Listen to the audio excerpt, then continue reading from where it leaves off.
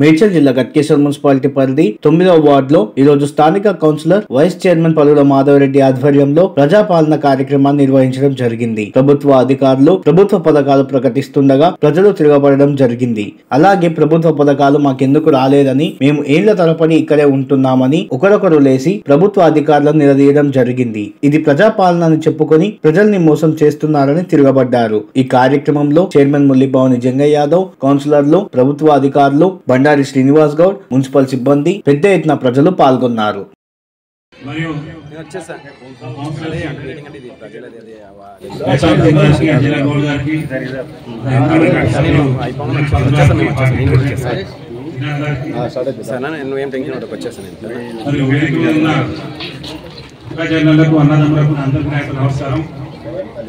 ఈ రోజు మన వార్డులో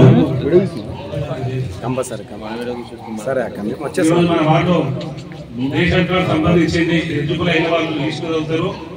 అదేవిధంగా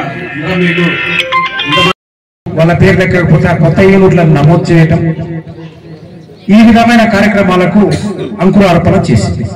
దీంట్లో ముఖ్యంగా తీసుకున్నది ముఖ్యంగా తీసుకున్నది కూడా మన ఆధార్ నెంబర్.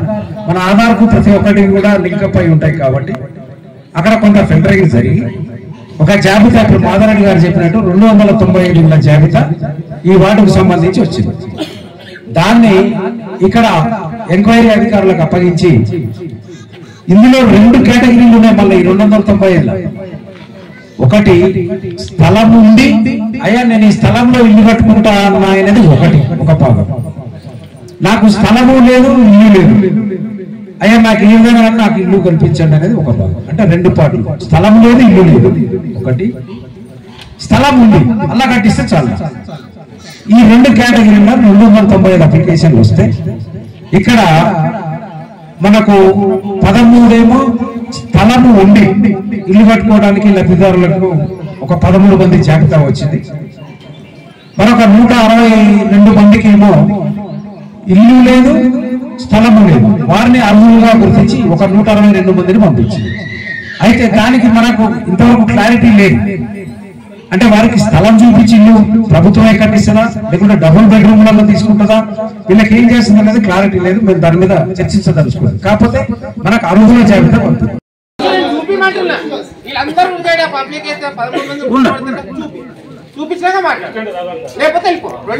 అంటే లిస్ట్ నేను నా మాటలు వకీకరించొద్దు. 13 మంది బీదోళ్ళే.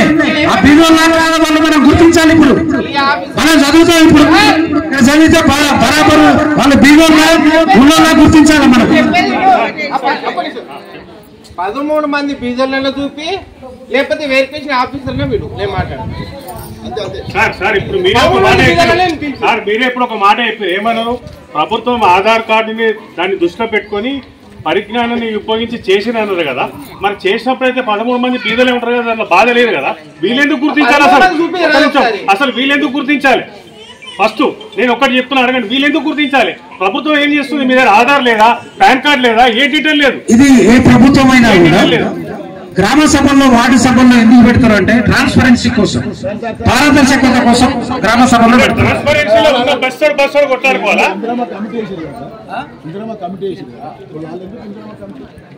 వాళ్ళకు కూడా తెలియదు అంటారు.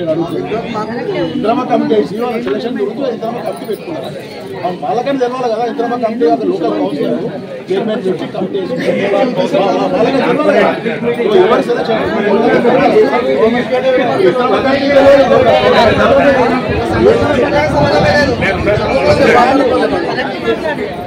ట్రాన్స్పరెన్సీ అంటే ఇటువంటి చెప్పాలంటే పబ్లిక్ బస్సుల పంచాయతీ వేయడానికి కదా. ఇక ఇందులో ఆ విధంగా గుర్తించారు. జాబితా కూడా 13 మంది చూపించినాక 13 మంది లేడు. మనం ఒకసారి ఫస్ట్ ఆ బీదలలో చూద్దాం. చూపి అందరూ 10 మంది చూపి ఏమంటే 13 మంది చూపి ఫస్ట్. ఇందిరమ్మ 13 మందినే చదువు. 13 మంది లేవు. మళ్ళీ ఒకసారి దర్శిస్తాం బీదల వాళ్ళ.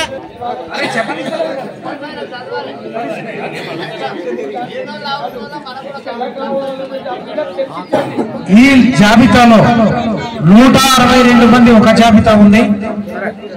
అది ఇల్లు లేదు, స్థలము లేని వాళ్ళది.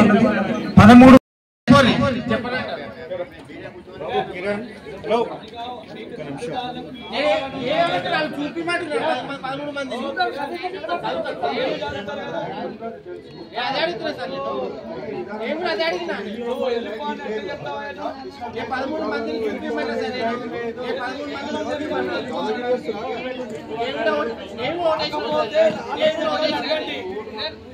అధికారులను అడ్డం పెట్టుకునే చేస్తారు మీరు. అధికారులను భయపడి చూడేముంది. అప్లికేషన్ ఇచ్చినా నేను కూడా 9th వార్డ్ లో మాట్లాడుతుంది అప్లికేషన్. ఇందిరమ్మ ఇళ్ళ అల్మ జాబితా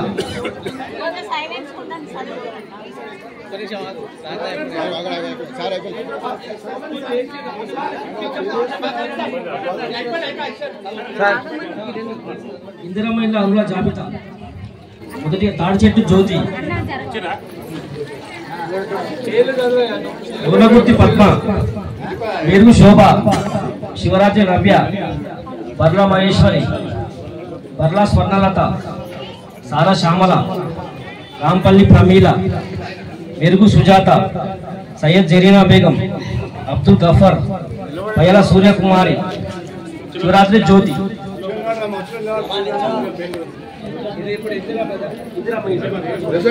కోటా కోటేశ్వరరావు,